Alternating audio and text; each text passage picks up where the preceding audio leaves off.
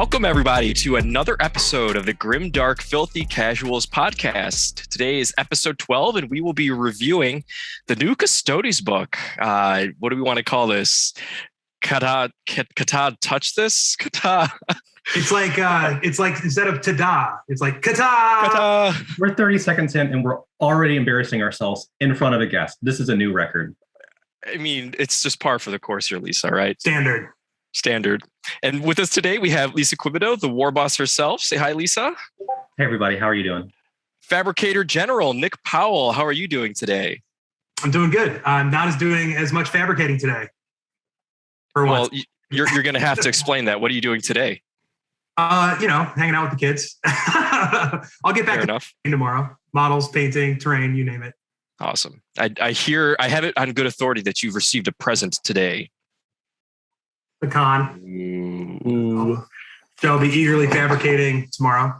I have to say, I do think the con might be my favorite Primarch that they've done to date. It's glorious. Is take them and immediately kit bash them into a war boss.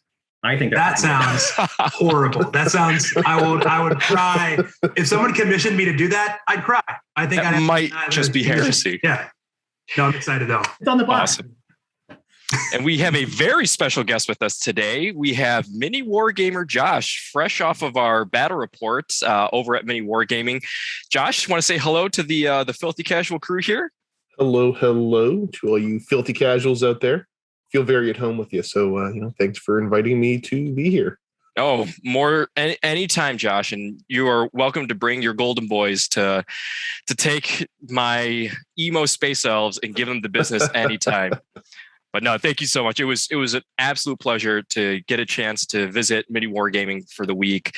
I got some great games in with Josh, Luca, Scary, John the Cron as well. And I have to say, I was super impressed. Not only the whole operations, Josh, the filming, how professional you are all, and then the efficiency of being able to record a battle report, literally turn around in like 24 hours and have it up on YouTube is just absolutely mind blowing. So that's I tip my cap off to you all. You all have run an absolute amazing shop out there. And I would highly recommend if anyone has an opportunity to go visit them, make that trip out to Welland, Ontario. They have some amazing curry. You'd be surprised. Appreciate the compliments. Yeah. Thanks very much for coming by. And hopefully, next time we can get the entire crew of you folks up here to do some filming. Oh yeah. Bucket list. That's a bucket list item for sure. Definitely going to happen. All right. Well, today we're going to be talking about Custodes. And Josh, maybe I'll just turn it over to you. How did you get into Custodes, or even why did you get into Custodes? How did you pick them as one of your armies to play? Yeah. Well, I kind of interesting, I guess. I actually picked them as a 30K faction before anything else. I'm a big 30K fan. I was a little bit stuck with my Imperial Fists, the first iteration of the army that I had done, and didn't know what I wanted to add to bring it up to, that 3,500 points, and kind of said to myself, maybe I'll add some Custodes in. And I'd been floating the idea for a little while. And actually the studio had acquired some Custodes stuff that was unpainted. They weren't sure what they were going to do with it. And they kind of owed me for some models I had traded into them. So I figured, what better time to do that? And from there, so, I built about 1,000 points to use in the Heresy. And they were shown off in one of the open vaults that we used to do. And at that point, there was no staff at MiniWarGaming playing Custodes. So somebody had asked, hey, would you mind bringing them out in 40K? And like the collection had kind of grown a little bit more and more, and figured, what the heck, why not? And the rest is history. No, that's awesome, Josh. And how long ago was this? If I'm being perfectly honest, COVID's kind of twisted my sense of time, but I want to say that was probably about 3-4 years ago. Very nice. Yeah, for myself, getting into Custodes, they were my third army. Well, I guess technically like fifth army, since I play Craft World, Drukhari, Harleys, and then Grey Knights were my fourth army. And I was really looking for a change of pace army. And one of the things that really drew me to Custodes is, one, they have a very, I don't want to say simple because that's not the right word, but it's a very, there's an execute army, like where where the Eldar and the Grey Knights, you're playing in every phase of the game. There's a little bit less of like, hey, I can take a little bit of a break mentally, right? Because I'm not playing the psychic phase. I've got fewer models, so I know what my game plan is. I don't have to be thinking like really hard each phase of the game. The game plays a little bit quicker. It was kind of a more casual army for me to get into. And I quickly fell in love with them because they had so many tools, stratagems in particular, with Tanglefoot, Stooping Dive, heroic interventions, way to like just layer your defenses, that I really enjoyed their style of play. And for me, being sort of my fifth army, I was looking for something that I could get on the tabletop relatively quickly and, just get a can of Retributor spray, get a quick wash, throw a couple of colors on there. And it was an army that's relatively inexpensive to get on the tabletop, as well as one that you can do it and look good in a short amount of time. So that was kind of what drew me into it. And then the more I started playing them, the more I realized that if you know what you want to do, they're an army that all you really have to do is, can you execute? Can you focus on your game scripts and the game that you want to play? And if you can, typically you win. And if you can't, like you overextend, you tend to lose.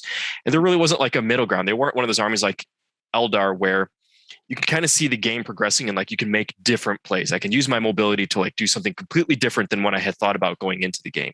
That's not typically how I had seen Custodes. And so that's kind of how I got into Custodes myself. Added bonus, unlike all your other armies, they don't die to a stiff burp. Good one, Lisa. Good one. But it's very true. Brian, as you got deeper and deeper into Custodes, I feel like this is a progression that I've seen a lot of Custodes players make, is they do start the army because they're like, oh, elite model, 25 models on the board, inexpensive army. And then you start digging deeper and you realize, oh, I have to buy all the Forge World models. There you go. And then I feel like it quickly becomes very expensive to play once you get into Venatari and the Triple Telemon and all that stuff, which I'm sure we'll touch on. But how did you handle like that transition? Yeah, so I mean that's a great point. I'm sure Josh, you can speak to that as well. I started with the very base, like just get some guard, get some bikes, get your captain, and then kind of slow grow from there. And then you realize or more than half the army is locked behind Forge World, and that's kind of where the real strength of at least 8th edition Custodes laid. And I actually think, Josh, the army that you brought was pretty much all plastic GW models, if I'm not mistaken, right? Correct. Yeah. Without seeing what they were doing with the Forge World updated rules, I decided to err on the side of caution, not bring any of my Forge World stuff. So yeah, that was pure GW plastic. And they did just fine, which is actually one of the things I love about this book, and we'll get into it in a little bit. But to answer your question, Nick, it was just very deliberate growth, right? Like I knew what my first 1,000 points were going to be. I knew what my second 1,000 points were going to be, and I knew how I wanted to continue to grow. And to my benefit, many of you know that I'm a fiend when it comes to magnets, and you can magnetize anything from spears to axes to bikes and stuff. And that kind of helps give you some options. Magnetized Telemon are an absolute glorious thing to have. It's great. Well. Yep. But yeah, I mean, that's how I continue to grow. One funny thing about the faction, I think it's so easy for both hobbyists as well as players to assume this is a super beginner friendly faction, right? Low model count, theoretically low cost, and theoretically low like hobby level, right? Just spray paint on gold. That's what people always say. But I think it's actually the opposite for both. They are an exceptionally hard army to play that really, really punishes like positional mistakes. And then like, painting wise, painting a shield captain on a Dawn Eagle jet bike, that's one of the most challenging things in 40K. It's like the same kind of misunderstanding that people have about knights. It's like, oh, I only need 4 models. This is super easy. It's like, yeah, but you also need to memorize like 15 stratagems and like know all these different stats. And now you have the katas. They're much more complex and less beginner friendly than people give it credit for. That is a great point, Lisa, and that's actually something that I love. It's and maybe this takes us right to our next point, first impressions of the book. And I'll go first here. One of the things I love about this book is that it's just increased the nuance and the level of complexity of this book, where I do think that Custodes historically have been very beginner friendly. The barrier to entry has been relatively low. There hasn't been as much of the complexity of like, here are some of the combos that I want to build around. Like there, if you wanted to play at a competitive level, it's historically been like 1 build, maybe 2 builds. But when we look through the Custodes book, there are so many different ways you can play Custodes now. And, Josh, you went with Shadow Keepers. You can kind of go MSU with Emperor's Chosen. There's ways that you can leverage a lot of different things if you go Solar Watch or Emissaries. And there's a lot of legitimately viable builds now that are very nuanced with this book, and it's opening up that creativity, the innovation that I don't think has really existed within the Custodes community over the past couple of years. And so that's definitely probably the biggest thing that I take away from this book. And we all know from our Discord, there was a lot of salt initially when we first started seeing leaks, but as we started to dive deeper and just tell everybody, hey, pump the brakes, listen, like there's a lot of powerful stuff here. Custodes play the primary better today than they ever have before. Mm-hmm. We have more troop choices. We have different ways to perform actions, to get onto objectives quicker and score VP than we did before. We're going to be just fine. So yeah, that's kind of my first impression of it. Josh, any initial impressions that you've had when you opened up your Custodes book? Yeah, I mean, I think it was the same vein looking at, they've added a couple more layers that have made the army a little bit more interesting, because it was very straightforward before. It was kind of felt like a very blunt instrument, but now there's a lot more counterplay that they've added in, especially with the Katas, and encourages you to understand your opponent's army a little bit better and figure out how to shut down everything that they're trying to do. So I do like the direction that they've taken the book. It's much more interesting. Yeah, and maybe we'll go into that. Some of the biggest changes, obviously, from 9th edition from our previous book are in the Katas, which is kind of like a better command protocol, if you will. It's Josh? Way better than command protocols. I've heard that it's many 1,000,000% better than command protocols. Luca has a habit of coming by just to remind me that it is just better command protocols. Oh. But it should be, right? Custodes should get the best of everything. 100%. As I look forlornly at my dust collecting Necrons. Someday. Yeah, some of the biggest changes, obviously the katas, whatever you want to call them. If we go into even the opening of the book, each model counting as one additional for controlling objectives is huge. And we're starting to see more of that GW is implementing in various books. Each model counting as 2 for Lookout Sir, I think which is key. I am a little sad, if I am going to have a little bit of a gripe here, that it doesn't count for actions, which I was hoping to see, right? And when we saw some of the previews for like Retrieve Nuckman data, where you actually have to roll a dice now, that means that those 3 custodian guards still only count as 3 models in that unit, which still gives them a good chance to fail. So that's something maybe that we would see in an FAQ, but as it stands right now, that doesn't exist. Some of the other big changes, we don't see anything updated on the Forge World line yet within this book. Again, perhaps we'll start seeing that in an FAQ. Another big one was bikes losing objective secured special rule, which, it may come into play here or there. Bikes, their role has changed a little bit in this book, but they're still very powerful and still really good. But yeah, the katas, I think, are one of the big ones. And Josh, I'd love if you would take a minute and talk us through. We can go through all the katas. We're not going to do like a deep dive, but I'd love to hear your thought process, even in our battle report. How are you thinking about the game and how it was progressing to choose the katas that you did? Yeah, well, I mean, the game that we had go up on YouTube for MiniWarGaming there, that was the first chance I had to play with the Custodians. So I wanted to stick with something, I don't know, simple, straightforward. It basically all came down to just focus on the primary and counterplay.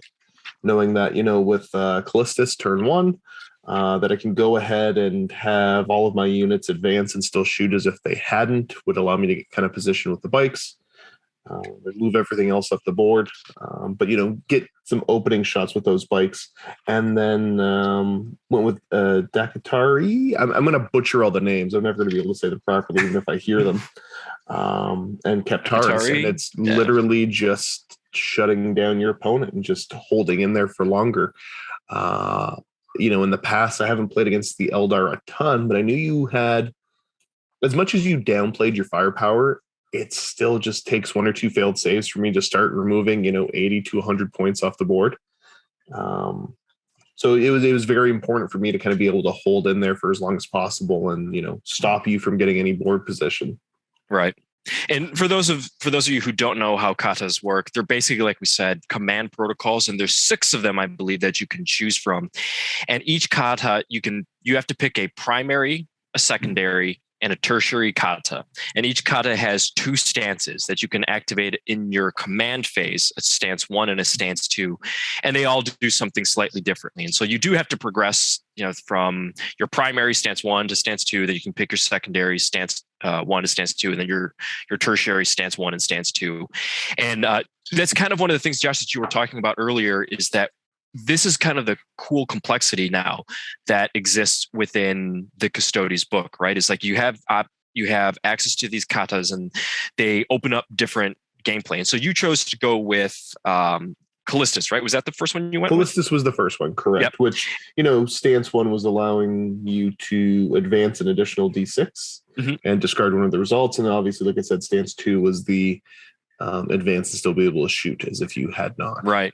Now, another option that you could have gone was with the Conserve, which this is a very powerful one, I think, as well. So stance 1 allows you to perform an action when you advance and fall back. Stance 2, you can perform an action and shoot without the action failing. And this is a cool way, I think, that GW has allowed for, Custodes. Each unit is very expensive, but to get a minimum, 150 point unit on the table to do something and not lose their output. So that's kind of another cool interaction there. So you went Callistus, and then you went, did you say? I think it was the Decatari. Decatari that I picked, yes. So that's stance 1. Each time enemy unit piles in or consolidates, you subtract 2. So I can only consolidate and pile in that 1 inch in stance 1. And then massive. It's huge. It's huge. Absolutely. If you look at, so one of the reasons why that battle report was so insightful is it was the perfect expose of how this book is different from the previous book. Previous book, if you're a Custodes player, you really can't be that bold. You have to be quite conservative because everything is so expensive. One misplay and it's just the house of cards topples. But with this new book, especially the way that Josh was playing it, you can be extremely bold. Like, could you imagine a world pre-9th edition Custodes book where you could just go onto an objective and just dare people to come to you? Or a world where Custodes could reliably get stranglehold or beat Yanari in primary? Like, it would have been unthinkable before. But between the katas and the stratagems that made you hyper defensive, it's just come at me, bro. And it gives them almost like a fundamentally different approach to how they can score, where they're way better on secondaries now, but holy moly, are they just bullies for primary now? Mm-hmm. I think too, you touched on some of the stratagem support too, and even just having that fail-safe of martial discretion to say, oh, I picked the wrong katas and I'm in a weird position. And if I want to pull this game out, I need to do something, completely different from what I have at my disposal. You can use that get out of jail free card and martial discretion to grab a stance from another kata that you may not even have picked. Right. And so I think, to your point, Brian, about, Conserve or however you say it, right? Like that is going to be a phenomenal kata for a lot of armies to flex into with that stratagem, just to, hey, when they need it most, fall back, is still perform an action, advance is still perform an action to stay in the game or get back in the game and swing points. And so that's things, I think you're seeing this sort of development process, throughout 9th that GW is working on, where, the first couple books that we had, you didn't have a lot of options like that could get you, a Necron protocol that you didn't pick, right when you need it, right? You have some options with the Silent King and things like that. But as 9th progresses, you're getting more and more of these things in codexes, which I think is good, because it is a challenging, sort of, what's the word I'm looking for? It's almost like a Pandora's box of, which katas do you pick and which stances and when. But they're also giving you some of these, get out of jail free cards that a savvy player will use, at the exact right time to, sort of bait an opponent out. So I think that's huge. Yeah, and Josh, I think when you use that one, that was a really nice kata, especially as I think about, had that been available as a stance, because I'm trying to remember when I was trying to make a play more towards the middle objective, right, and I was trying to use those pylons and consolidates to just swarm it and then take out your obsec, Right. that kata is so strong because then you're taking away so much movement. In the game against Luca that I played, I really use a lot of pylon and consolidates to swarm objectives to my benefit, because I'm not going to outbrawl Space Wolves on an objective, but I literally went from one objective to the next just using pylon and consolidates, and that's something you can't do when you're in that stance. Yeah, just to simply say no. And then obviously the other, benefit of the stance is I like to be an aggressive player typically, especially the custodians, and to basically tell your opponent like, hey, a lot of people like to string their units out still, take up these really big footprints and spread out. And to be able to say like, no, that doesn't work. Like if I could tag the end of your unit, the rest of the lads are just not going to get to fight. Yeah. I think it gets your opponent thinking so much more, and hopefully, making some tough decisions and not making the correct one. Right. And I will say in that game, because I hadn't had an opportunity to look through the book yet, and I am a Custodes player myself, I was finding myself trying to think through like, okay, I don't really know what all the katas do yet, but I know it's going to screw up my game plan at some point. And it certainly did a couple of different times, especially when we got to that, what was that turn? I think that was turn 3, where I'm trying to go in with the incubi against your three guardian there. Yes. And do you remember which stance you were in and what kata you were in during that turn? So I believe turn 3, I would have been in the first stance of Katas, which is each time a melee attack is made against the unit, the hit roll cannot be rerolled. Yes, the old cannot reroll the hit roll, which is something that my army loves to do. Yeah, and I'll tell you, so the incubi that I have with reroll to hits and reroll to wounds can pretty much reliably do 30 plus damage to a knight. And that's just fishing for 5s and 6s, right? 3 damage on the 6s, 2 damage on the 2s, talking AP3, AP4. And I think I did maybe 2 damage to 1 custodian guard. Correct. You did 2 damage to 1 custodian. I think it was the combination of, I think I'd hit you with the Emperor's Auspice. Yep. And the Presidium Shield Wall. Presidium Shield Wall. Just to say, no thank you. And for those listeners who aren't familiar, Josh, can you explain what Emperor's Auspice does, similar to what it did in 8th edition? Basically, when you're going to swing into one of my units, I can disallow you to re-roll any hit rolls, wound rolls, or damage rolls. Yep. And then Presidium Shield Wall is a new stratagem. Can you share a little bit about what that did? Yeah, so the Shield Wall, it's a 1 command point stratagem, no matter how big the unit is. And it's in the fight phase when a custodian guard unit for your army is selected as the target of a melee attack, and everybody has to be armed with the Presidium Shield. Each time a melee attack is made against the unit, subtract 1 from the hit roll. So now these incubi, that would be hitting on 2s with rerolls, are now hitting on 3s without rerolls. And typically, we're still wounding Custodes mostly on 4s, but we don't get the rerolls there, so I'm not fishing for anything. And you're starting to see the power of how the katas and some of these stratagems and even the unit abilities are starting to come into play. I mean, that 10 model unit of incubi are so strong. They pretty much can wipe out any unit in the game pretty reliably. 2 damage to 1 custodian guard. Like, it's just so absurd. It was so absurd. Okay, and then, I think that's. Oh, sorry, no, continue. No. What were you going to say, Nick? I think that's post-mortem for just Brian getting just absolutely effed by the Custodes book of stratagems. I love it. Well, I think as a theme that I'm seeing too. I'm not a Custodes player, but just in my reading of the book, that's the thing that sticks out to me, right? Like as a White Scars player, is they're going to take away my rerolls. They're going to take away my additional attacks. They're going to stop me from consolidating. They're like, they do all these things. They count, a 3 model unit counts as 6 for objectives. So my little 5-man and cursors, like I'm not going to hold that against you, stuff like that. So they just kind of they chip away in little small chunks at the things that your army is supposed to be good at, so that you're just playing with normal, whatever your faction is, instead of with the sub-factions that you took and the auras that you took and the relics that you took. Like, no, just pretend pretend it's 5th edition 40K and you don't have that stuff. You know what I mean? Which is terrifying. You're absolutely right, Nick. And as we think about the style of play, the way that this book was designed, right? You can see it. I'm looking up at GW and like, here's how we want Custodes to play. They really do feel like heroes. 3 model unit feel like heroes on the battlefield because they can take away so much of your opponent's ability to impact the game through stratagems, and in the way that they count for more models and things like that. It's just super cool and very fluffy, I feel like. And the other thing is they just beat you in the attrition game. And we saw this turn 1 in our match where I did 4 wounds to 1 bike, and Josh took out 2 units of mine, right? And it's one of those things that just because I did a number of wounds, he's reducing my output. But even though he's taken 4 wounds, his models are his army is still operating at full capacity. And so like they can win that game of attrition on you too by just layering their defenses.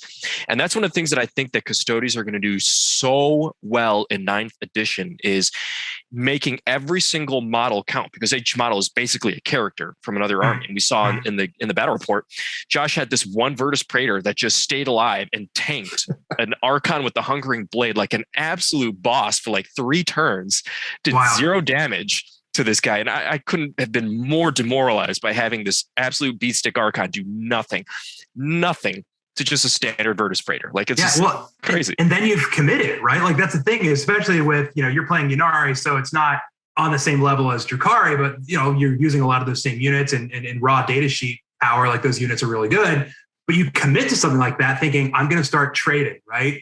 And not only do you not kill the unit that you thought you were going to be starting to trade with, right? And force your opponent to then make a decision on how are they going to outmaneuver and try to stay in the primary and what have you.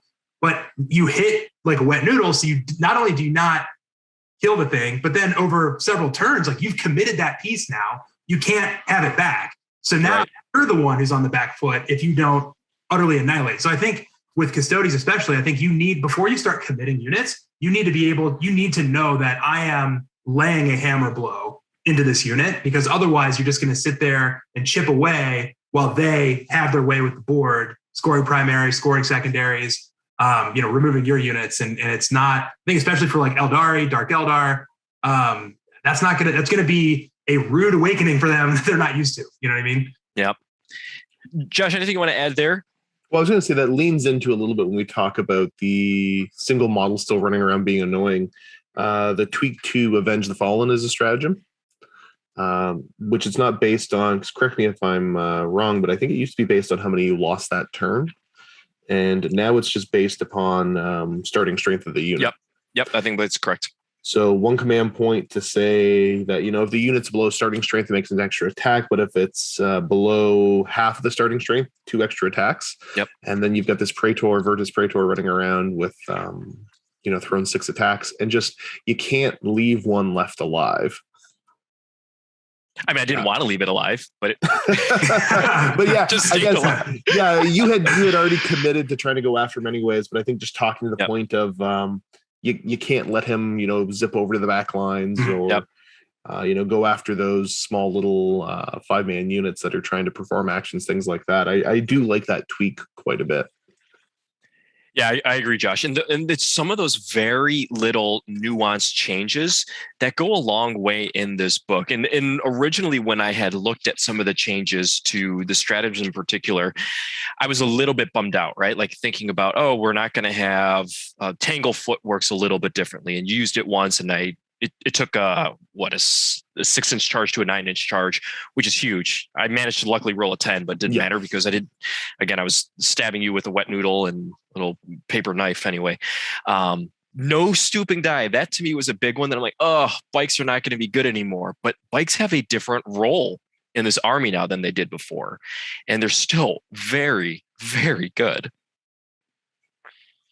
Yeah, I mean, totally agree with you there. The fact that they've lost OBSEC and they've changed up a little bit of how they work on the charge. But yeah, to just go forth, be aggressive. I don't think you're going to see any of the, here's your 22 bike lists again, anything like that. No. But they do, have what feels like a more defined role.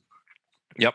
And it feels very fluffy too, right? You send them out as sort of your vanguard. They're out there in the front, forcing your opponent to deal with them, just as you did to me, while your very durable OBSEC troops are just sitting on objectives, getting you points. And when I had originally thought about the game plan, it was I need to take care of those bikes because they have the mobility and the weapons to just mow down all my T3 bodies.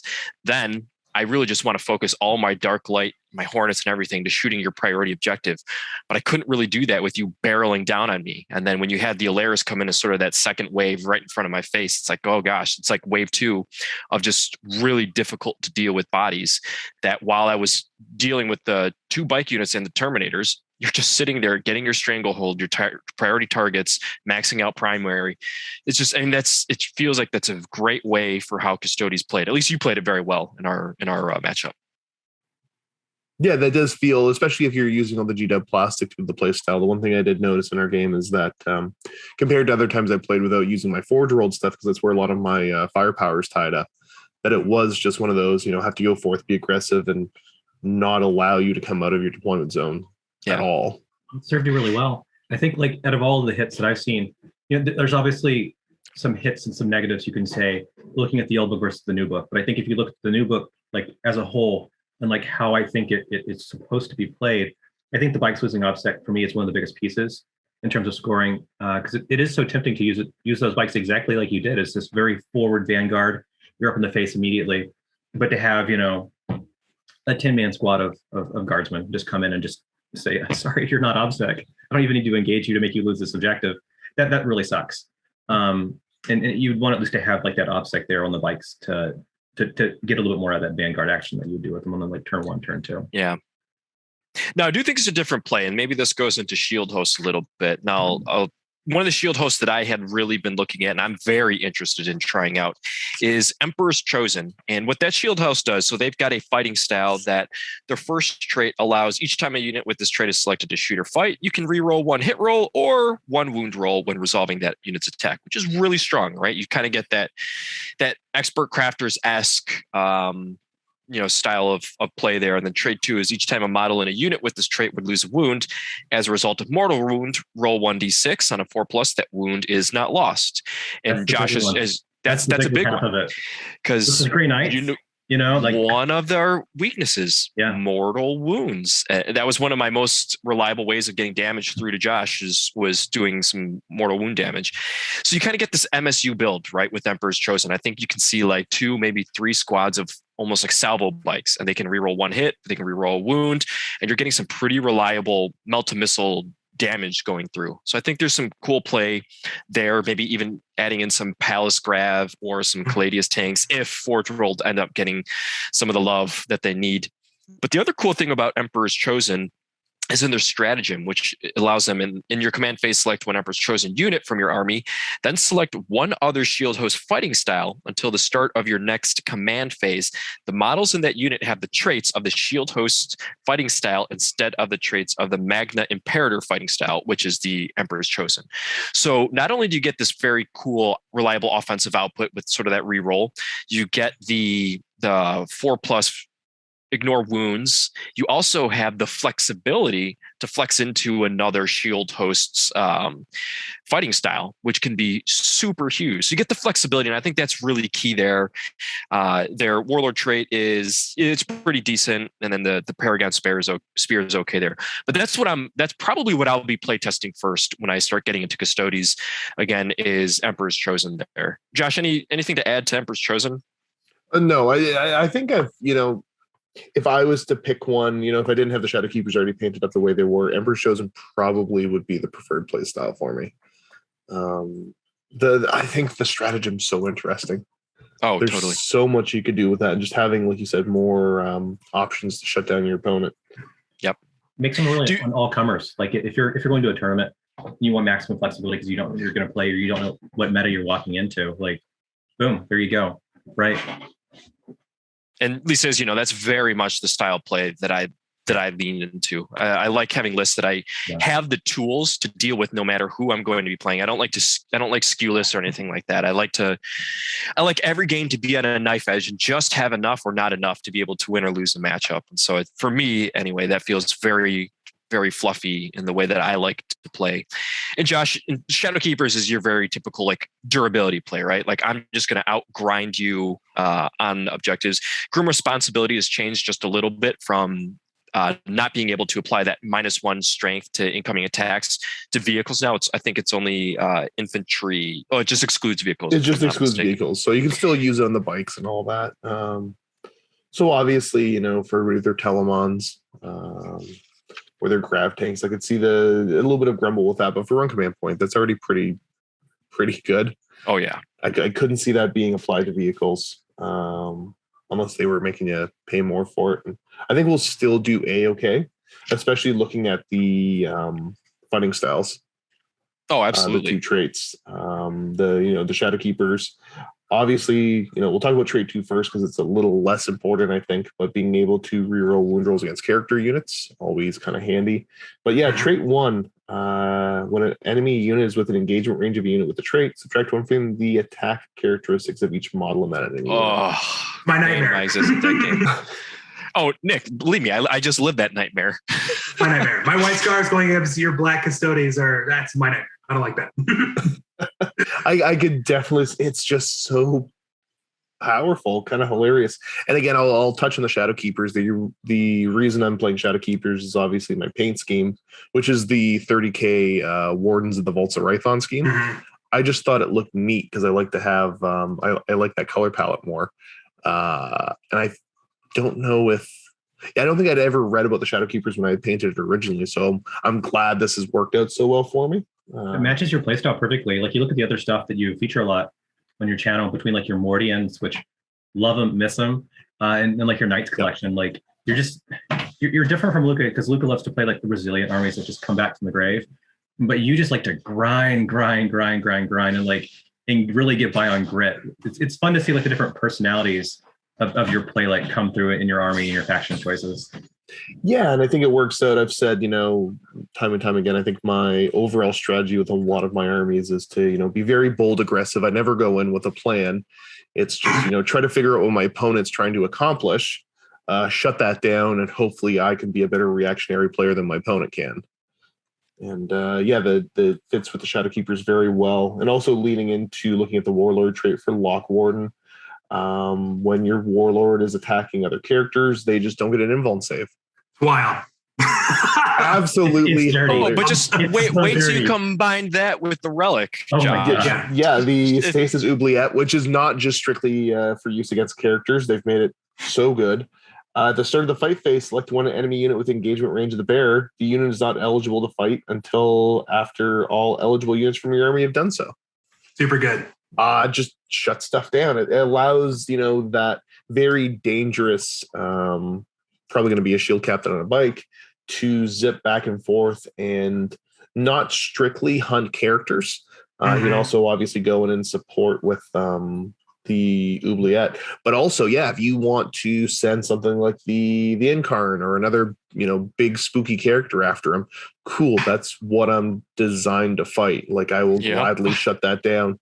And I think just with the mobility of that bike captain and the capabilities, again, if we look at that bat rep, the Incarn could not come anywhere near my army without potentially getting one shot. Yeah, it was. I mean, that was a huge deterrent, right? Like I had to be very hyper aware of at any moment, the Incarn can go down and give up 10 to 15 VP. And I think you even saw that, right? When talking about the traits, like I couldn't charge in with the Incarn. I couldn't. Like the Incarn tanked the Guardian squads tanked the Incarnate, a full blown like Incarnate attack, which was crazy. But yeah, I mean, like this play style is going to be really strong, I think, at a competitive level, because how do you win games? Playing the primary, playing secondary, staying alive. And this gives you a lot of tools to do that. Murdering characters. Yeah, murdering the heck out of characters. Yeah. I know there was something else I wanted to say about Shadow Keepers, but I think this is just going to be a really strong, a very strong competitive play. I don't think it's not the offensive play. I think that's a little bit more when you talk about like emissaries and in Solar Watch. But I do think this is like one of the very viable ways that GW wants Custodes to play. Grind them out, stay on objectives, let your opponents come into you. And that's the other key thing. Oh yeah, your opponent's coming to you and you just saying, okay, fine, come at me, bro. Oh wait, you're all gone now? Cool. Still my objective. Like that's one of the, and that feels very fluffy for Custodes, right? Well, like it's that 300 feel. And that's such a viable play style in ninth in general too. I mean, you see how some of the top armies in the meta have kind of shifted focus as various updates to rules or, supposed nerfs or whatever have come out. And I think about like the Drukhari build right now, which is like, oops, all Talos, oops, all Chronos. Like there is still some damage there if you put the flamers on the Chronos because they can still dark technomancers and whatever. But a lot of it is just, I'm too tough for you to kill. So good luck, right? I have 9 Talos sitting on objectives. Good luck trying to kill them. And I feel like Custodes kind of, especially Shadowkeepers, kind of go into that same direction. I'm just going to fling myself forward. I'm going to be on objectives, and I'm more durable than I was in 8th, in my view, because of the way that the Mortal Wound Shrug works now. And also, I count as more OBSEC than you for the most part, right? Like I think that play style is super viable. And to Josh, to your point about I don't have a game plan, I just fling stuff forward and hope I can react. I think that is a viable strategy because then I think your opponents think, Josh knows something I don't. And then they're overthinking from turn 1 and already thinking, oh God, he's going to get up on primary. I got to start trying to trade with him. They commit and then they can't kill you, right? And so then it's, your plan worked. Your plan of having no plan worked perfectly. It's carried me this far. Viable. I think it's great. I think it's super viable. From the perspective of like a filthy casual that has to play a lot of Custodes on my end, like, I'll be honest, I wasn't the biggest fan of playing Shadowkeepers in 8th edition. Like, I know a lot of people are playing taps for the poor Telemon, but I did not like playing Telemons. Like, they were so unpleasant to get rid of. Like, you look back at the battle report that me and Brian filmed a million years ago, and I was trying to hammer that stupid Telemon for 5 turns, and the dang thing wouldn't die. And like, maybe it's okay that the Telemon can't have that stratagem anymore. Because the factionist overall, I think it's still going to be extremely strong, but it's going to be more pleasurable for an opponent to play against it as well, and like enjoy more satisfying play. Because like if you're still running that same 8th edition list with this 9th edition book in the same sort of way, and that's not fun for anybody. Like, get that out of here. Oh, Lisa, get out of here. Yeah. I can tell you that after just getting taken down to the woodshed and getting handed the business by this Shadowkeeper Custodes, that wasn't pleasant to play against. Oh, no. But to Josh's point, though, he was able to be more reactionary than an Eldar army with like my slowest unit moves 14 inches, like my bikes. Like, and that's what surprised me, that Custodes weren't able to do that in 8th edition. No, you couldn't do that in 8th edition. You would lose if you didn't stick to your plan and execute on your game plan. You would lose. But exactly to Josh's point, he was able to leverage his katas, his units, and the stratagems to be able to see what I was trying to do and shut that down a couple of times. Right? He knew I was trying to go after that one objective. When I started to make a push towards his other backfield objective, he was able to keep his Virtus Praetor alive to just stall me enough, and then use his OBSEC and his durability to deny a 10 model unit of Incubi from even touching that center objective. He shut down every one of my reactionary plays, which was just incredible. 8th edition Custodes couldn't do that. Yeah, agreed. All right. Cool. We don't have to go through all the shield hosts. I'm just going to really quickly touch on Solar Watch because I think there's some really cool play here, especially when it comes to the Katas. Shield host trait 1, add 1 to advance and charge rolls made for this unit. If a unit with this trait has the Implacable Vanguard ability, add 7 to the move characteristic of models in that unit instead of 6. So that's really cool. And then trait 2 is units with this trait are eligible to declare a charge in a turn that they fell back. So very cool stuff there. The Warlord trait Sally 4, select 1 friendly Solar Watch infantry unit within 6 inches of this Warlord until the end of that phase. That unit is eligible to charge in a turn in which it advanced. So that is pretty cool as well. That's good. I think that's very good. Yeah. Very good stuff there. Anything, Josh, from your end from Solar Watch that picks that has your attention there? Not really for the Solar Watch. I was looking more at the emissaries. Emissaries are really good. There's some interesting stuff there with the emissaries, but yeah, nothing else for the Solar Watch. Cool. Let's move over to emissaries then. Their trait 1 to the start of the fight phase. If a unit with this trait is within engagement range of enemy units, it can fight first. Really good. Almost as good as fight last. But trait 2, each time a model in a unit with this trait makes an attack, you can ignore any or all modifiers to the hit roll and wound roll. That is really good. Josh, anything else on emissaries specifically that you wanted to touch on? Well, I was, the martial kata being conservative. We talked about that earlier, about that being super viable.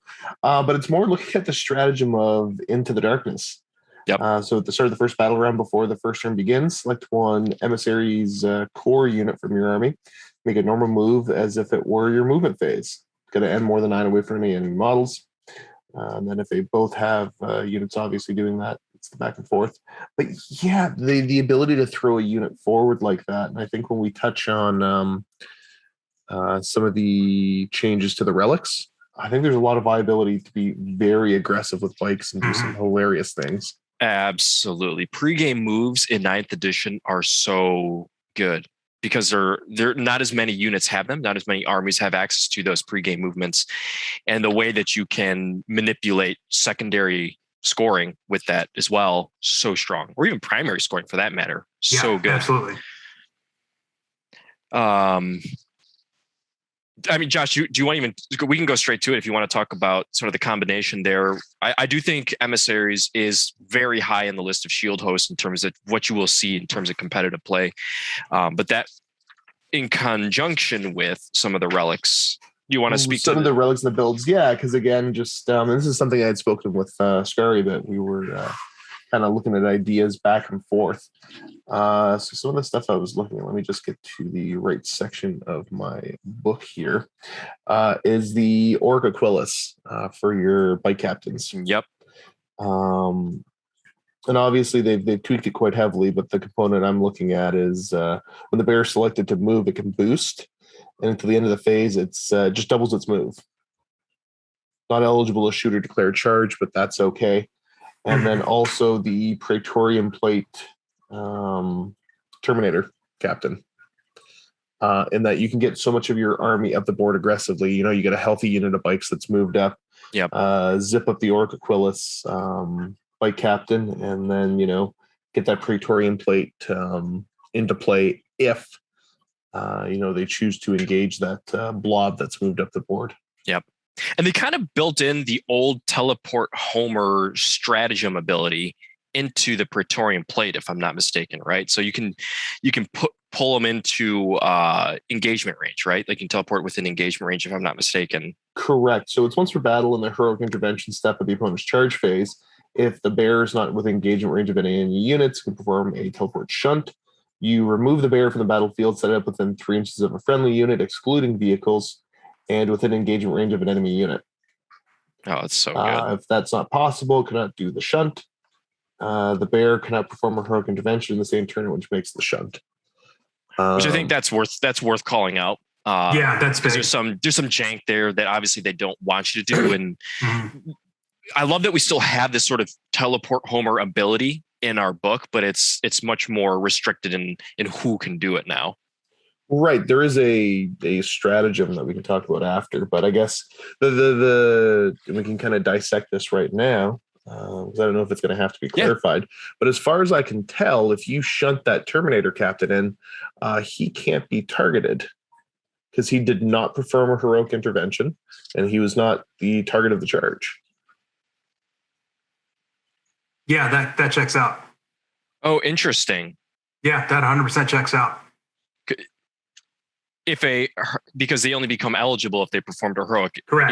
Engagement range isn't if the condition to be triggered. Wow. So if they charged into you and then you shunt forward, you get to fight them because you're now in engagement range. They can't fight you because you didn't heroically intervene. That's 100% correct.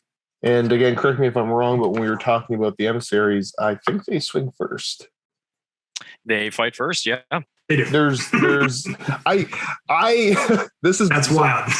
I've talked about this a couple times. I think this one might be, I'm curious, do we think it's an oversight? Is this going to get changed in the first FAQ, or is this as intended? I don't think it's all that powerful, right? Because the controlling player in the fight first phase of activation still fights first. It's in character action too, Like it makes sense that it would operate like that, even though it's super scary when you put it out like that. I didn't realize it kind of all was like that. Oh my God.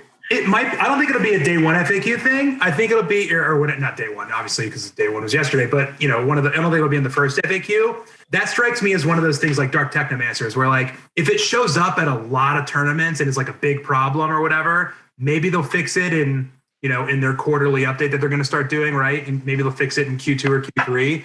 I think it's powerful. I don't think it's like necessarily like game winning. You know what I mean? Which arguably something like a Dark Technomancers is. Yeah. So, I think have fun with it. It does require some skill to use, which I think is a little bit different. It's not super obvious. Very powerful in the hands of somebody who knows how to manipulate that in like the right situations where something like that can be super powerful. Whereas Dark Technomancer is just point and blow them off the board. Right. Yeah, that's a absolutely killer combo there, Josh. Very curious to see what kind of play we get with that. Yeah. But I mean, like the Praetorian Plate's not locked into any specific shield host, so right. It's just one of those toolkitty things that I think you'll see a lot of good players maybe tech into. Just not even necessarily that it's going to be used every game, but just in case you have the option to, right? Oh, I need a little bit of more overwhelming power here.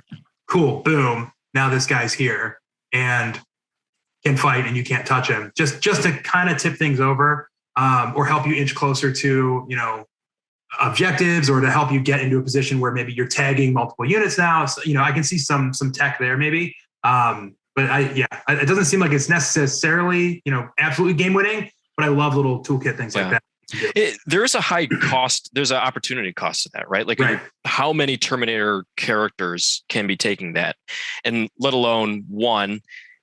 We are limited to one shield captain, so one Alaris captain, one Dawn Eagle captain. You can only take so many HQs, and Valeris is a great HQ. There's so many great HQs in this book. Blade Champion, even Valerian is a pretty good HQ option in this book. Alea is a pretty good HQ option in this book. Like there's a lot of options.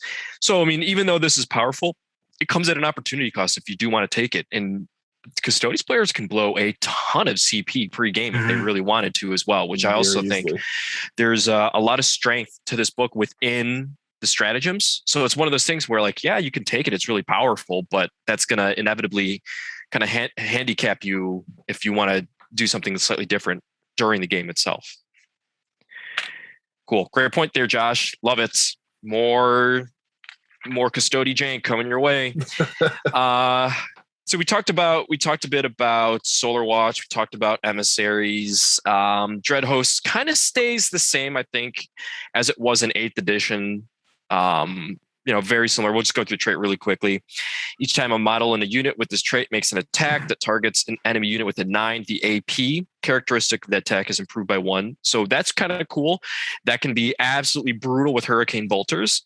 Trait 2, you can reroll charge rolls made for units with this trait. So, very cool. Come down with dreadnoughts and stuff like that, or whatnot, coming from reserves and getting some good charges there. And they do still have their Golden Light of the Mores stratagem for 2 CP.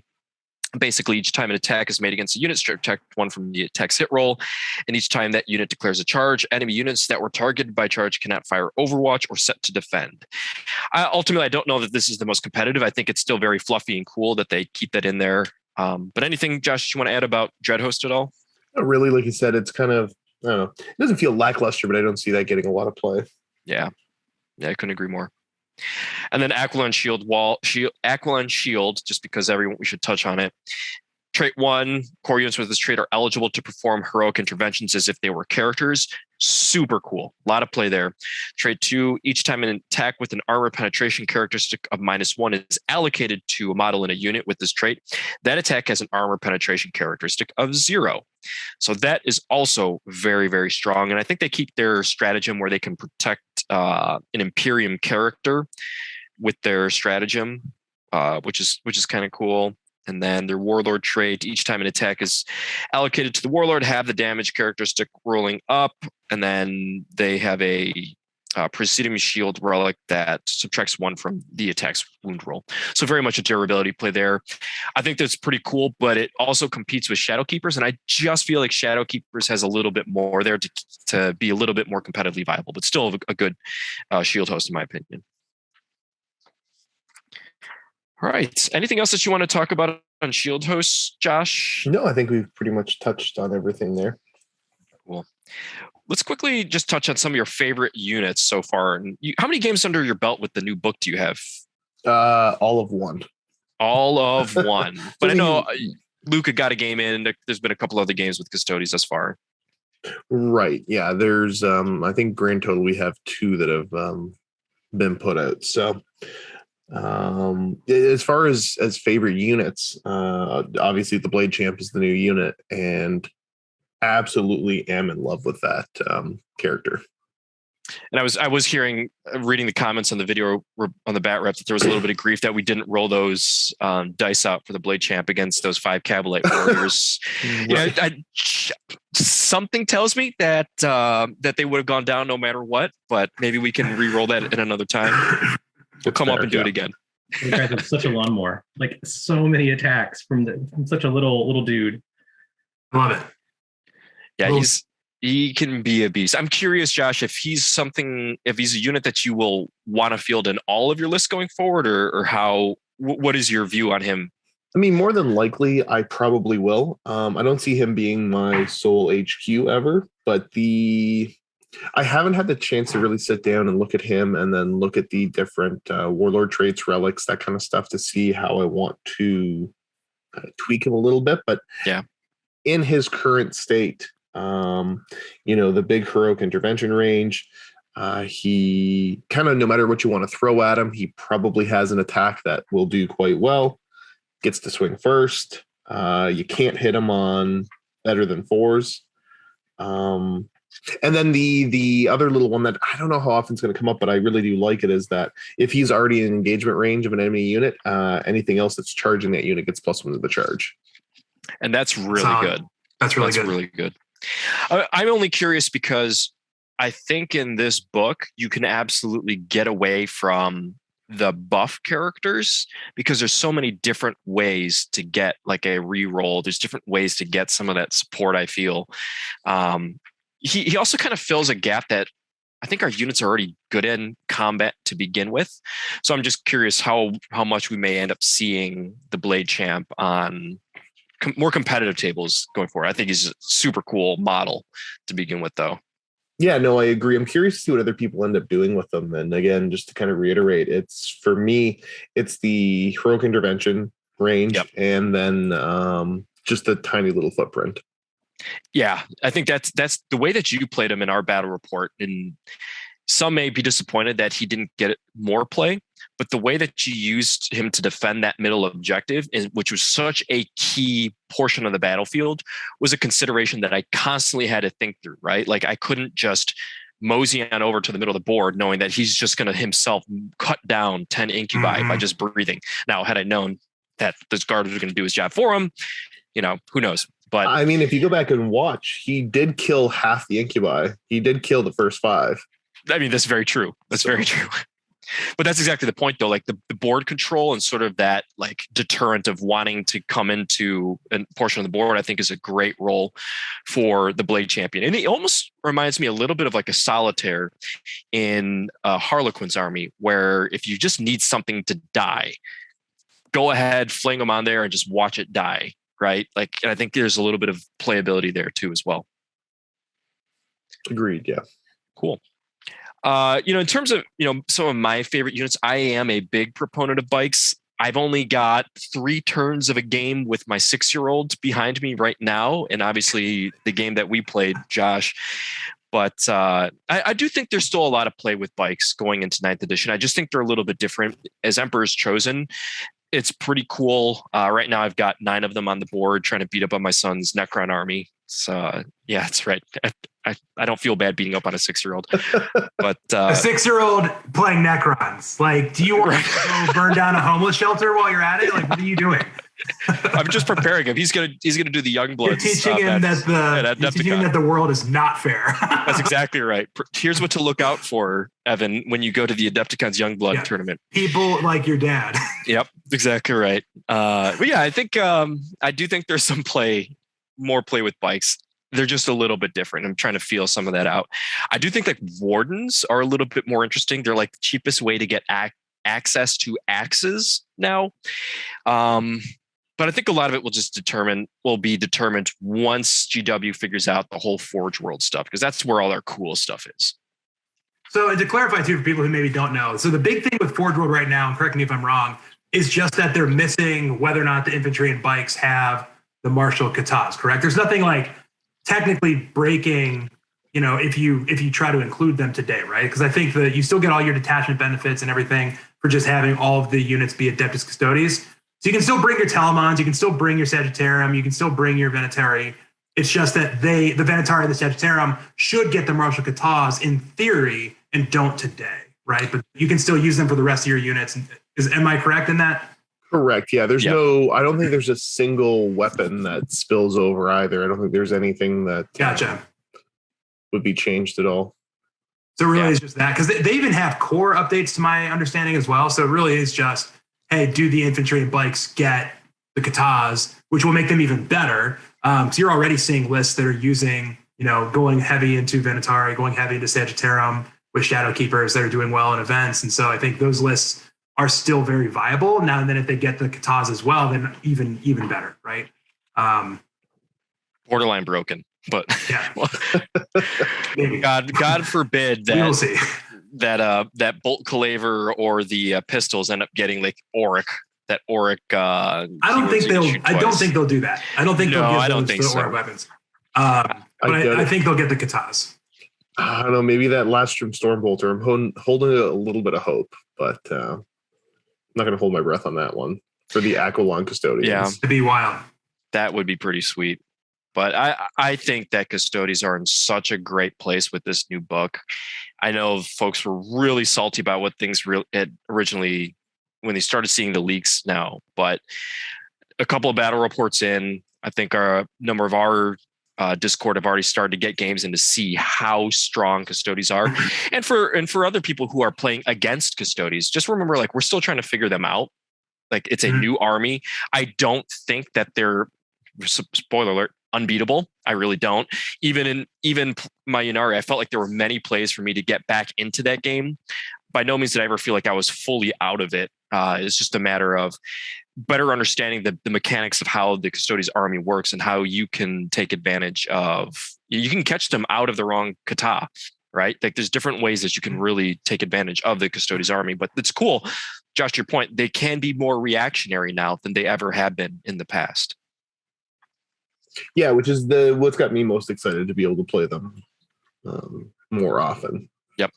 And that's the thing, right? Like, for those who main their primary arm is Custodes, they're going to love this. Like, there's added complexity and innovation and creativity that this book provides that you didn't have in 8th edition. And then and actually that's one of the things that I love about where GW is going with all of these books in 9th edition that I didn't originally like, is that they're trying to promote people who stay true to one faction, like one army as like your primary, instead of like the souping and all that. There's much more creativity within the books that reward individuals who stick with one army. And I do think that for long-time Custodes players who've been a primary to the army, they're really going to love that aspect within this book. All right, Josh, going over to stratagems really quickly. And again, we're not going to go over all of the stratagems, but are there any here that you'd like to highlight? Maybe some that played a key role in our battle report. I mean, we can talk about it all day. Emperors, the Auspice. So good. It's absolutely fantastic here. I'm just jumping over to the section of my book. Tweaks to Victor of the Blood Games. I think we all saw that coming, but I mean, I'm pretty happy with how that ended up. Yeah, and I'll read that one for folks because that one's a little different. So before the game, use a stratagem before the game after a Warlord trait is determined for a Custodes character from your army. You can generate one additional Warlord trait for them. Each Warlord trait from your army must be unique. You can only use the stratagem once, which I think is so cool and fluffy to be able to create these like beat stick hero hammer type of characters. Josh, what did you end up using for? You picked two on your shield captain, if I'm not mistaken, correct? Right. I ended up going with the superior creation to give him the 5 up to ignore. Yep. So for 1 command point, super easy. Another one that didn't come up a whole ton in our game, but I think it come up in Luca's game that he played with my list, was the maneuver and fire. 1 command point, an Adeptus Custodes unit from your army that can fly falls back. It's eligible to shoot even if it fell back. Yeah, very good. That's pretty good. That's really good. Presidium Shield Wall came up in our game, and we saw how powerful that was. And I'll say overall, when you look at the stratagems within the book, a lot of the same ones exist. They're slightly tweaked, right? Like Tanglefoot, you can't use in the charge and the fight phase. You can only use it once per turn. Yep, which I think is a good change. Like, that's something that could just feel really oppressive. And we lost Stooping Dive, which that was probably my favorite stratagem in all of 40K outside of the Curtain Falls for Harlequins. But overall, what Custodes have historically always done really well is if they give you one target and one target only to shoot at, nothing is going to happen to that target, right? Like they have ways of keeping that unit alive. And what I will say is I think that one of the ways that as a Custodes player and a non-Custodes player to overcome that is you may need to bait out those stratagems and then focus on the unit or the area of the board that your opponent isn't dumping all of their defensive strats. So in our game, Josh, I'm thinking, okay, you've got your bikes coming up front in my area, and maybe we've got that second objective.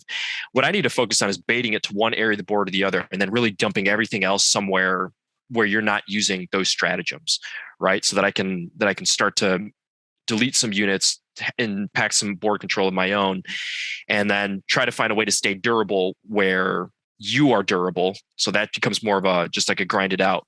But then I'm starting to have a little bit more of an impact in different other areas of the board, as opposed to just dumping all of my offense where all your defense exists. And then just, we saw how that played out, right? Yeah. I was going to say one thing to kind of make note of, though, is the multiple defensive stratagems we've got with the Custodians. Yep. So, and being smart and not dumping it all in one area. And I think that's one thing that went well for me in that game was that cool, depending on the types of attacks you're making, I'm deciding where I'm putting, Arcane Genetic compared to Grim. Yep. Compared to Auspice or whatever else I need at any given time. There's multiple stratagems. So I think it is a little bit more difficult to bait all those stratagems out onto one singular unit or even two. And you did that really well in our game. You held back on Emperors when you used Arcane Genetic Alchemy. When you use Grim, you knew the right unit to use it on, right? And you knew the right time to use Emperor's Auspice in conjunction with your Kata, which didn't allow me to reroll hit rolls and stuff like that. And I think, again, that's where a savvy Custodes player is really going to see the strength in this book is you can protect 3 units now. You can protect more than just 1 or 2, which you really couldn't do quite as much in 8th edition, where now you have that ability to do more in 9th. Yeah, no, I 100% agree. And that's it's some of those little nuances that have got me so excited to, like I said, play this book more.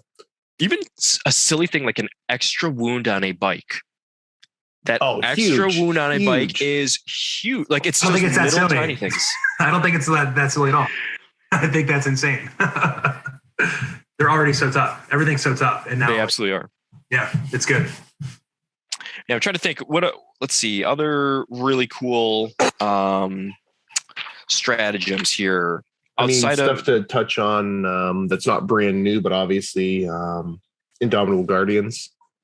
Oh, so to good. be able to do the double interrupt. Yeah, that's good. That's huge. Double interrupt is so powerful. Eternal Penitent can only be used on one Dreadnought now, which I think is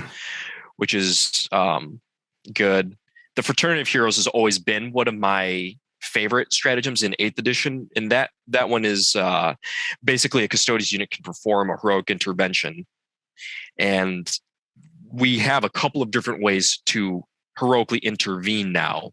And again, you're just talking about layering defenses and being able to, when the opponent comes into you, you've got that come at me bro mentality, and you can do other things to really just take the edge off their offensive push, which I think Custodes do better than almost any other army in the game today. Agreed. Now, obviously, losing Sweeping Dive is kind of a big deal, but Sweeping Advance, I think that's brand new for this. It is new. We had that before with the bikes being able to make an additional 3-inch move when it consolidates. Yep. And that's, on its face, may not seem all that great, but hey, that could be the difference of being able to get onto an objective and not being able to get onto an objective, right? Right. You're not going to use that every single turn, but it's just, again, more things in the toolbox that, once every 3 or 4 games where that makes a difference, and there you go. That could be the difference between winning and losing. Yep. Well, I think that's why they still have a place in the book, right? Swooping Dive, losing that, or Stooping Dive, losing that does hurt a little bit, but they still have, movement is king in 40K. Anytime you can position a unit in a way that, maybe the opponent wasn't ready for or whatever. I mean, that extra 3-inch move lets you tag the other side of a unit so that they can't pile in and consolidate towards the thing they really want to pile into, or gets you near an objective, gets you near another unit that wasn't engaged and now it is. And I think that stuff can be super, super powerful, especially when you have these multiple ways to get the interrupt now. I mean, all that stuff kind of compounds. And so, again, not a Custodes player here, but looking at the stratagem sheet, I see a lot of winners that help you do the things that in 9th edition you need to be able to do to succeed. Yep. I think that's huge. Yeah, I mean, you're talking about multiple interrupts, multiple ways to heroically intervene, multiple ways to just disrupt your opponents and blunt their offensive output. These are the things I think that are going to make Custodes top table contenders, in my opinion. They're just super compelling to play and be a pain in the ass for opponents. Yeah, I mean, you're already seeing a lot of lists, like even just, last weekend, right? Like you saw, I don't know, I have it in front of me, but 6 or 7, Custodes lists that were, not all just Triple Telman, Shadow Keepers. There was some variation in there, but a lot of those are finishing 3rd, finishing 4th. Some of them are finishing a little bit lower than that, but going 4 and 1 or whatever. Yep. And all those units none of those units got worse, right? And so I think you're going to see just right away, you're going to see an impact in the meta, because those units all have, better, in some cases, better stratagems, or, you see things like the plate that we talked about and upgrading your captains, like that stuff's going to be game changing. So I think you're definitely going to see Custodes contending for top tables. Absolutely. Josh, were you going to say something before I cut you off? Yeah, no, the only thing I was going to touch on real quick, and I'd be curious to get the perspective of folks such as yourselves that play a little bit more competitively, but I think earning of a name is probably one of the neatest stratagems I've ever come across. It is absolutely, so cool. For those not familiar, when an enemy character is destroyed by an Adeptus Custodes character, excluding named characters, resolve one of the following for the unit. You spend 1 command point, and you select 1 trait of a shield host fighting style that they don't have until the end of the battle. They just get that trait. And then good. The other options, select 1 stance of 1 martial kata until the end of the battle. They just always benefit from it. That's awesome. Yeah, that's so good. That's crazy good. I mean, that means you can do things like, if you're playing Emissaries, or you're playing, what's the one that you like, Demoy? Emperor's Chosen. The Emperor's Chosen, right? Which I think the Emperor's Chosen would probably be I think that's kind of the standout for me as a non-Custodes player, obviously. But like taking that and then being like, anyway, this guy also has -1 attack from Shadow Keepers. It's like, oh, okay, that's okay. Well, now what do I do with that? You know what I mean? It's crazy good. And it feels fluffy too, which is awesome. Like it feels like something that a Custode would want to be doing on the battlefield. And earning of a name, come on, like that's our thing as Custodes. We got to keep earning more names. So cool. That's awesome. It's really cool. Yeah, thanks for pointing that one out, Josh. Anything else? I mean, Teleport Homer has changed a little bit. It's more of like a redeploy type of stratagem versus a, bring somebody in with 3 and just demolish somebody now type of thing. You kind of have the plate to do that now anyway, right? Like that's kind of, I see that as being the concession there. And the more I read about the plate, I want to retcon what I said earlier about it not being game winning. I thought you could only trigger it when somebody made a charge. You can just do it. So you don't even have to go into a unit that charged. Like your opponent could charge no one. And during the heroic intervention step, you still get to just go, my Alaris is now over here holding this objective. Like that actually is game changing. Wow. Yeah. So I changed my mind. So good. So good. All right. Well, I know we've been going through stratagems. Josh, Captain Commander stuff. You ended up picking Ceaseless Hunter on your Virtus Praetor Shield Captain. You want to speak to that a little bit? We can go through a couple of these standouts. Yeah. So obviously the Captain Commanders now, you're paying points. You're not paying any of your command points, which I like. Prefer that. And yeah, I went with Ceaseless Hunter. So eligible to declare charge in a turn in which it fell back, just to keep that captain on bike moving around, being aggressive. Fits my play style. Tip of the spear seems interesting as well. If it made a charge move or performed a heroic intervention, you can reroll hit wound rolls of 1. I had a little redundant feeling for Shadowkeepers, but still kind of cool because if you're going against things that aren't characters. And then I haven't really touched on the Terminator or the Guardian Shield Captain model ones. I think the Alaris one that's cool is Unstoppable Destroyer, which used to be one of our Captain Commander traits, right? Each time the model makes a pile-in consolidation move, it can move an additional inch. And each time this model makes a pile-in or heroic intervention, it can move in any direction and can do so if it can do so even if it's already touching. Exactly right. Even if it's based. I think that's probably the auto include for the Alaris.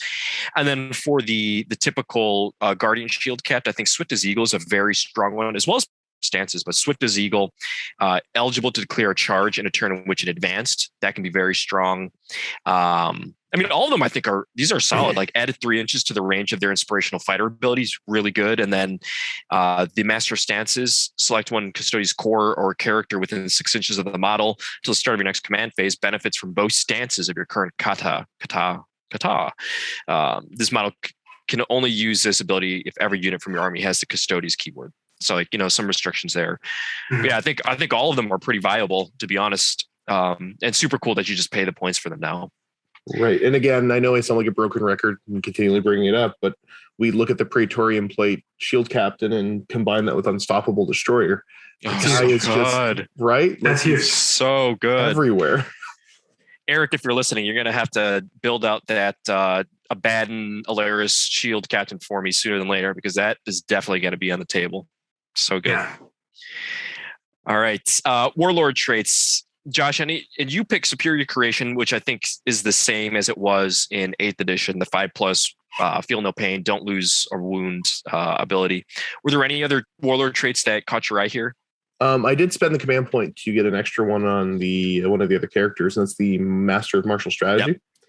Yep. Each time you spend a command point to use a stratagem, roll a d6, 5 up, you get a command point refunded. I think that got me 5 command points back. Yeah, it paid off. A lot of those episodes, it's like a meme that you guys always take those and just you never get anything out of it. But finally it kicked in. And the other big one here is once per battle, being able to in your command phase change the order of your katas. Yeah. So yeah, I mean, like the major consideration there was going with I can't remember the first one I picked. It was Callistus, and turn 1 being able to use the cool, everybody advanced and was able to shoot. Didn't really care too much about the additional advance, but knowing that late game I could change up the order of the stances, change the order of the katas to, run extra onto objectives or run more reliably onto objectives late game. Yep. I think that's a really strong Warlord trait. Really strong, especially for Custodes where you weren't able to do that before in the past. So yeah, I could see that one. I think I will always have that be on, my little support character running around. Yep. And I think those are the two you'll see. Yeah, I think that's the big standout. Impregnable Mind is always nice to be able to deny. Yep. But I think the two would be Creation and Master of Martial Strategy. The one that I'll say is more on the Sisters Warlord traits, Silent Judge Aura.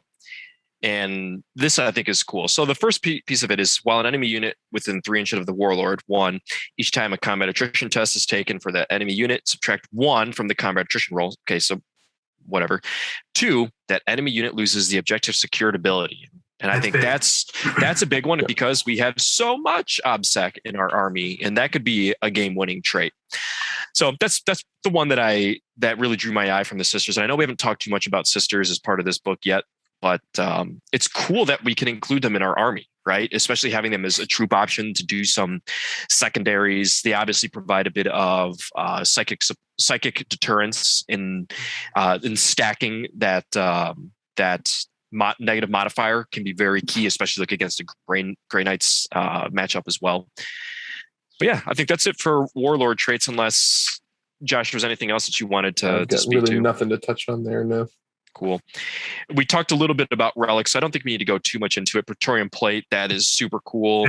Auric Aquilus, really, really good. Do we speak about the details about the Auric Aquilus? I don't think we got it. We've just mentioned the boost. The other part of it is you just reroll your charges. If you could already reroll your charges, you have +1 of your charge. Yeah, really good. Really good. A little bit different than it was in 8th edition, which also gave you the 3+, so it doesn't do that anymore. That's where you get Eagle Eye. Eagle Eye is now limited to infantry only. And that 3+ is a once per game, if I'm not mistaken. It is once per game until the end of it's only until the end of the phase, but it does give you an additional wound on that character. Yes, and that's also very cool. The other ones are pretty solid. Like Obliteratum is a pretty fun one. Fulminaris Aggressor, which ignores heavy and light cover for enemies that are being shot at by core units. I think within 6 inches of the Vex, I think is pretty cool. It's so it's not just shooting; it's just attacks. Attacks, and yes. It also that counts for characters as well. Yes, and characters. So I mean that there's some play. Did you ran that, right? I did. It didn't really come up, but it's nice to have the option. Yeah, but I mean, like the Stasis Oubliette is also awesome. I think there's a lot of very viable relics that are locked within the shield host as well. Anything else from a relics warlord traits perspective, Josh? Not really. The only thing I think we didn't touch on, even though I've said it a million times, Praetorian Plate also gives you a bonus toughness now. Oh. So you're T6. But wait, there's more. Oh, so good. Yeah, but that's definitely going to have a lot of play. All right. Last, Josh, I think just thinking about how we are planning on building our Custodes armies. Is there anything that you would change? Let's imagine a world where martial katas are available to your Forge World units. What are you thinking of bringing? I mean, the thing that almost kind of benefits me is that I didn't lean too heavily into the meta builds that were kind of previously popular. So everything's super viable. Spamming certain units, not a big deal, but I'm excited to get the Forge World Terminators on the board. Absolutely. I think there's some interesting play with them there still. And then I'm going to embarrass myself and forget the name. The jump guys, the Venatari. Venatari, yep. I've got 3 of them right now. I'm definitely excited to get a couple more going. Oh, yeah. I think those are great. Again, like the mobility is so key. If they get access to the Katas, they're going to be extremely good. They already are without them, right? So you see a lot of lists taking a couple units of those to apply pressure or just to move around the board and grab objectives or whatever it is. They're great, I think, for secondaries because they're one of the units that I think makes sense in running in, at least 5-man model units. So there's definitely some play there, I think. Agreed. Yeah. Oh, one thing we didn't touch on, the Josh. Secondaries, our favorite Auric Mortalis, right? Did we get it right this time? Auric Mortalis, yeah, probably. I don't know, might be the weakest of the bunch, but probably my favorite still. It made for great content. Absolutely, and it leaned into what I was trying to do with my Shield Captain. Right. And for those not familiar, that is a Purge the Enemy. When you select the objective, you need to select a unit from your opponent's army. And if the Primarch or Supreme Commander keywords are on the board, that's what you have to pick. And otherwise, it's the highest point value that's not aircraft. And then the victory points are pretty simple, straightforward. 5 points if you kill it. 5 points extra if you kill it in close combat with a Custodes or a sister unit. 5 points if you destroy it more than 6 inches away from your deployment zone. But then -2 points for every enemy unit the selected unit destroys. Interesting. That's very unique. It's very unique in terms of the faction secondaries. But I think there could be. It's one of those things where, competitively at a tournament, right? I don't know if you take that because you typically are going to, it depends on the matchup. I think there might be cases where you take that and just try to turn one, just really focus something down, and maybe take your Praetorian plate, captain and throw him at a unit maybe to try to take something down early. But it's definitely interesting. Anytime you can get big chunks of 5 VP for doing something, that's at least a little enticing in my mind. Yep. It's a little intimidating. And I think, again, it fits with the Shadowkeepers build that I had. And just looking at in this circumstance, the Incarn and saying, well, I'm gunning for it. I can kill it relatively easily. So now you can. That was one of your big scary units that you definitely wanted to go be aggressive with, but you had to hold back a little bit more to not give up 15 victory points super easily. But also kind of taunting your opponent by saying like, hey, look, this big killy unit that you are going to want to go destroy stuff with, you can give me penalties to my victory points. Mm-hmm. Just bring them up the board. So that it kind of, hilariously fit into my concept of trying to throw your opponent off his game more and more. Totally. And, making those tough decisions. Yeah. Well, I think too, like it throws people because it has the Primarch Supreme Commander words in there. And so you start thinking like, oh man, well, would I be able to kill Magnus early on? Or would I be able to kill the Silent King or whatever? But in a lot of armies that, like for my White Scars army, like that most expensive unit is probably just Jump Marines, right? Which like, yeah, they've got Storm Shields and whatever, but they're not like the hardest to kill, especially probably for Custodes. So, and that's a unit that's going to want to come and get you in melee and whatever. So you see something like that, and you might take that secondary knowing that I'm probably getting 10 points regardless, right? And whatever that unit gets stuck into, that's probably the last thing it gets stuck into against a Custodes list, depending on what you're feeling. So I think there is definitely some play there in certain matchups, right? So I don't think it's something you lean on all the time. Yeah. I think it's a fluffy, fun play. Sorry, Lisa, go ahead. No, I was going to say that for a lot of events, we're seeing a rule instituted where a player can only choose one secondary from their faction. I think we're going to see that become extremely common in the future as well. Is there one stratagem that's an always take, or not one? Excuse me, one secondary that's an always take for you with Custodes? Probably looking at Stand Vigil. It depends on the mission, but for that being a battlefield supremacy, 3 victory points at the end of the battle round if you control more objectives that are not within either player's deployment zone than your opponent does. Yeah, that's just hard though because that competes with Stranglehold, correct?